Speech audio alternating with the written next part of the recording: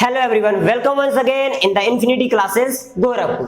तो चलिए students, electricity के इस सीरीज में आज देखते हैं इलेक्ट्रिसिटी का एक बहुत ही बढ़िया टॉपिक।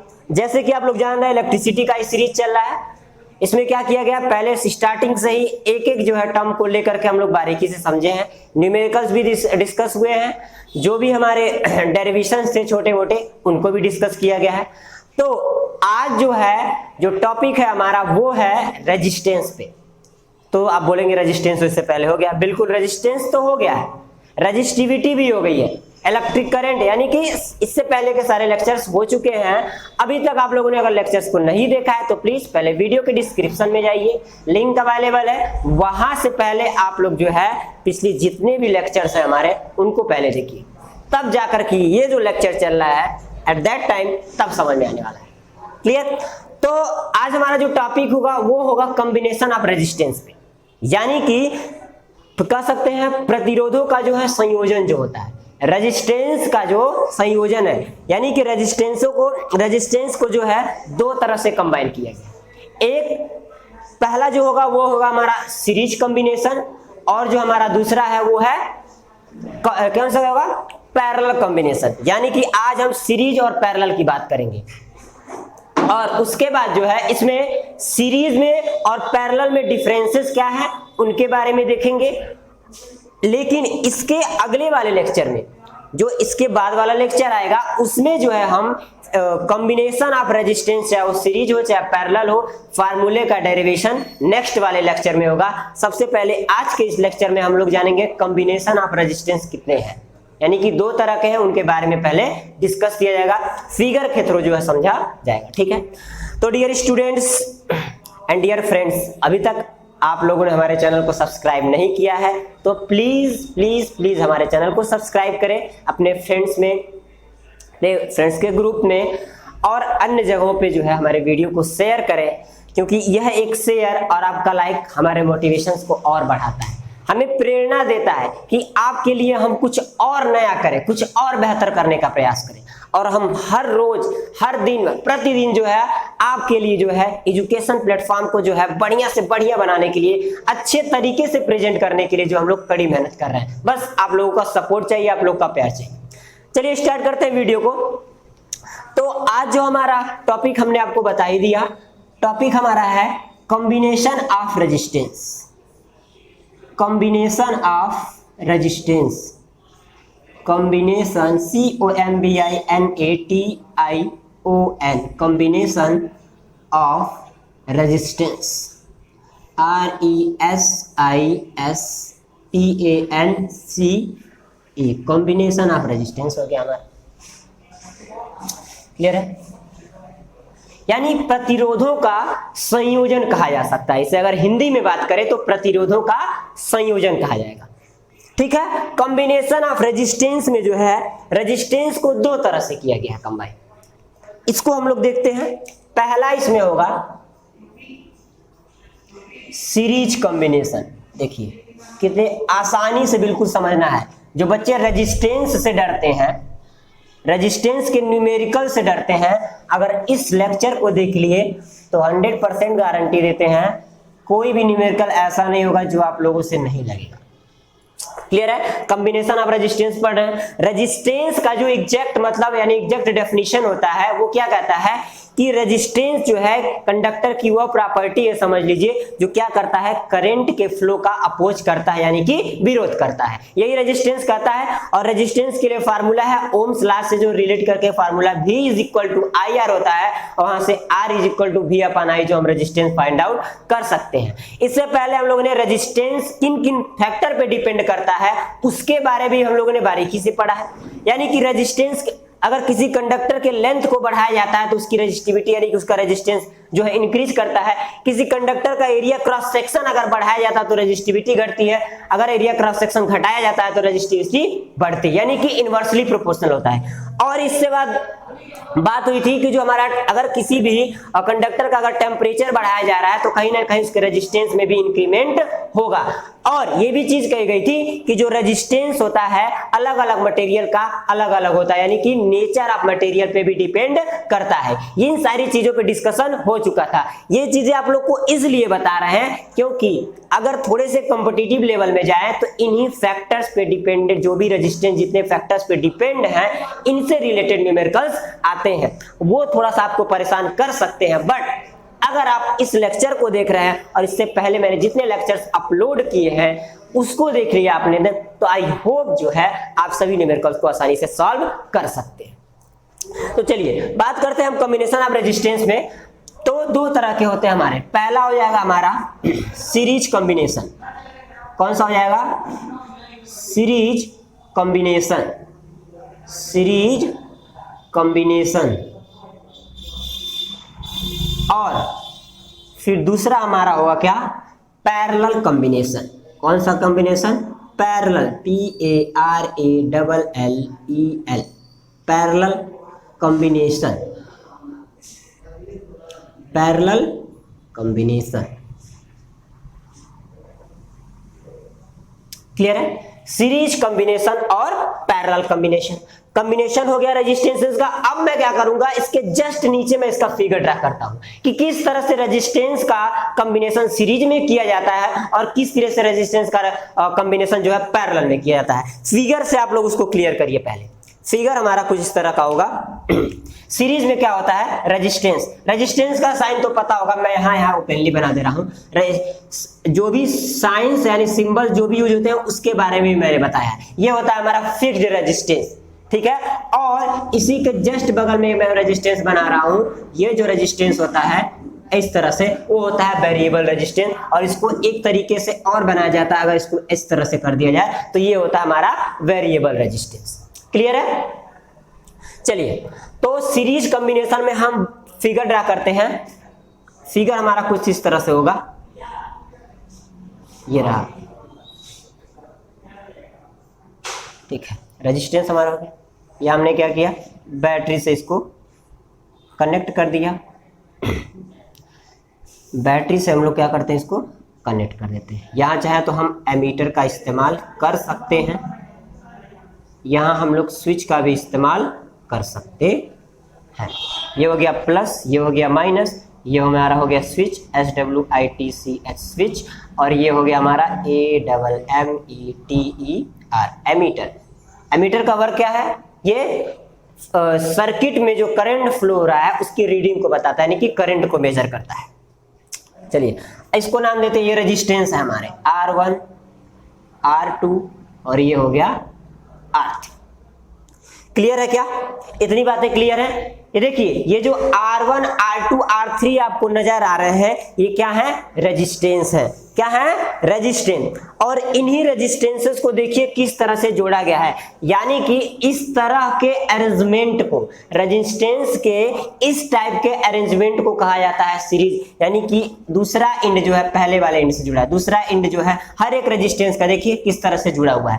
और इसमें जो यहां से जो करंट फ्लो होगा, आई करंट, यहां गया आई करंट, यहां गया आई करंट, यहां भी आई, यहां भी आई, यहां भी आई, और जो इधर आया वो भी आई। कब? जब ये स्विच क्लोज रहेगा तब। तो प्लस टर्मिनल से करंट का फ्लो स्टार्ट हुआ और माइनस टर्मिनल की तरफ ऐसे ऐसे ऐसे ऐसे करके निकल गया।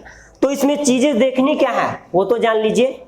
जब रेजिस्टेंस का कॉम्बिनेशन सीरीज में होता है, जब रेजिस्टेंस का कॉम्बिनेशन सीरीज में होता है तो उस सर्किट के हर एक रेजिस्टेंस में करंट क्या होगा? सेम होगा।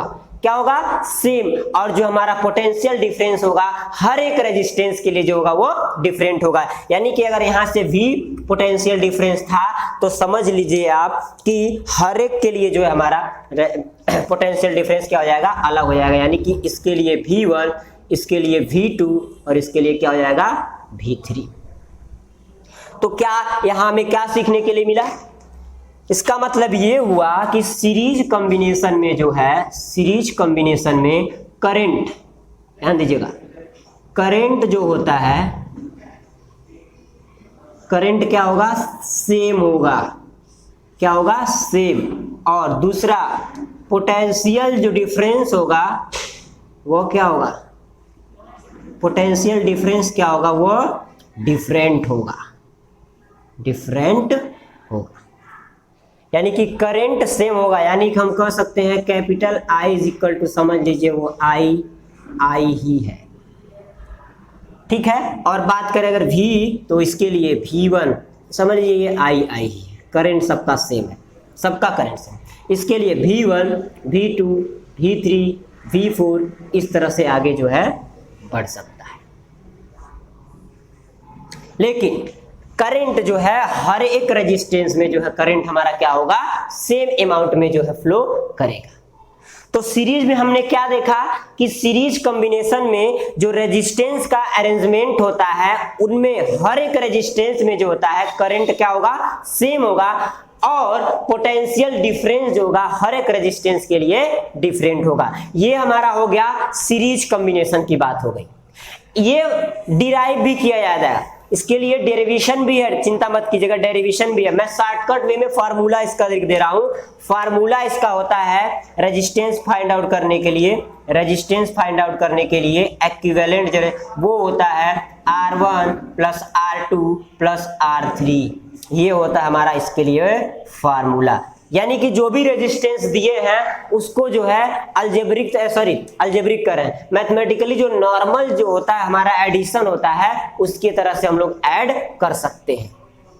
एग्जाम्पल में अगर हम बात करें इसी पहले वाले का, अगर मान लीजिए एग्जाम्पल की अगर हम बात करते हैं, एग्जाम्पल में अगर R1 इज इक्वल टू दिया है 5 ओम, R2 इज इक्वल टू दिया है 3 ओम और R3 इज इक्वल टू दिया है 6 ओम, तो अगर आपसे कोई कहे एक्विवेलेंट रेजिस्टेंस बताइए, तो यानी कि R equivalent is equal to R1 plus R2 plus R3 is equal to 5 plus 3 plus 6, यानी कि 5 3 8, 8 2 10 4 14, यानी कि 14 ओम हमारा क्या हो जाएगा, एक्विवेलेंट रेजिस्टेंस हो जाएगा। या किसके लिए होगा, ये सीरीज कॉम्बिनेशन के लिए होगा।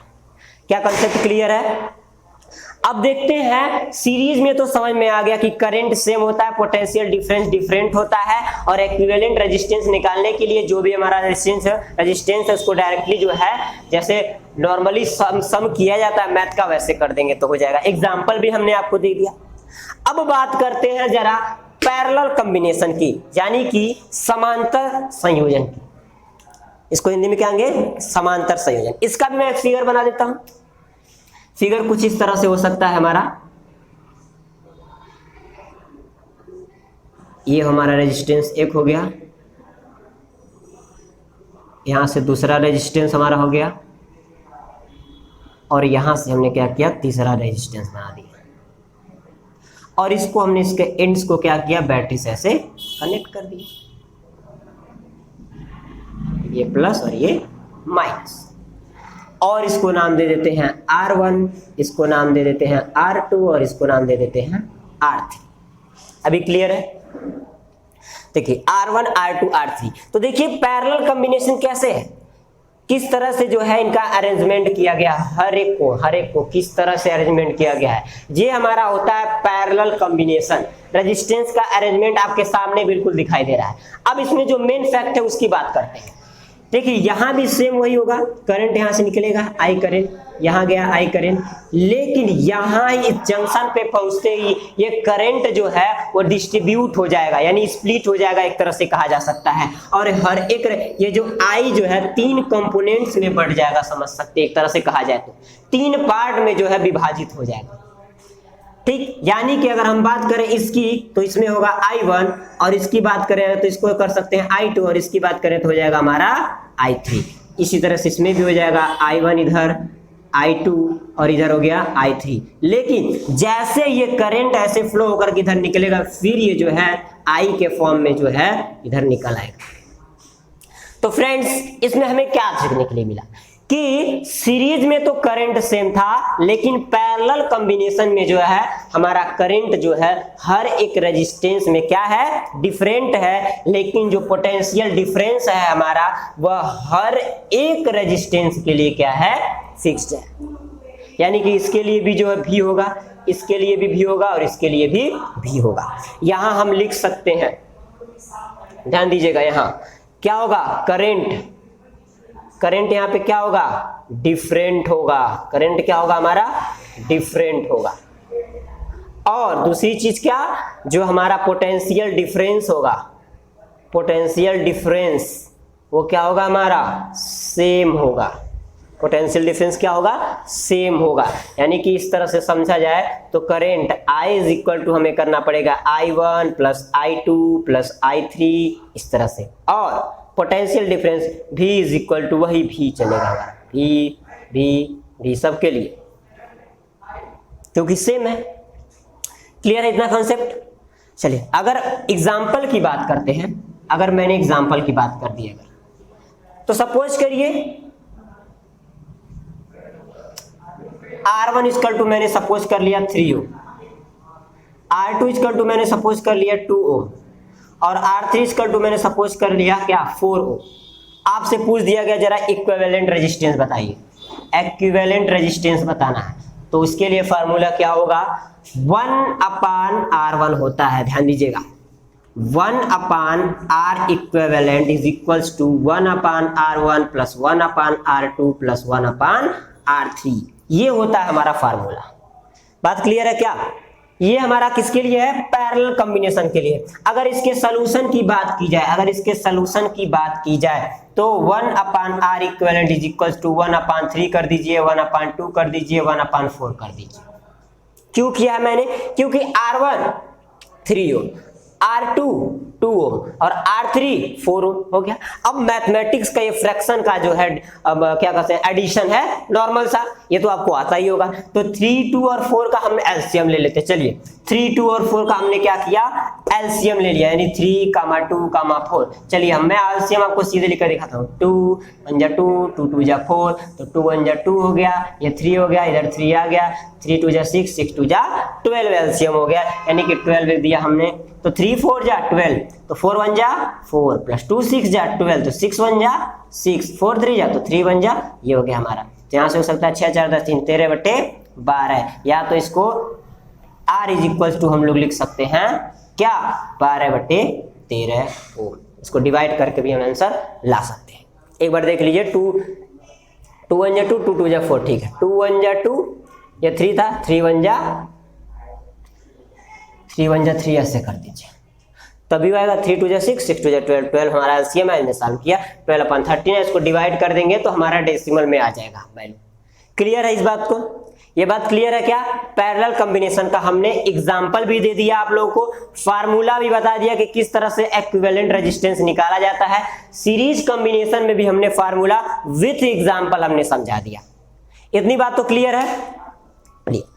अब कई लोगों के दिमाग में ये क्वेश्चन जरूर उठ रहा होगा कि ये सर ये direct R1 plus R2 plus R3 आपने फार्मूला लिख दिया, तो वेट कीजिए, अगर इस फार्मूले के डेरिवेशन को भी आप लोगों को जानना है तो इसके आगे वाले लेक्चर को देखना पड़ेगा।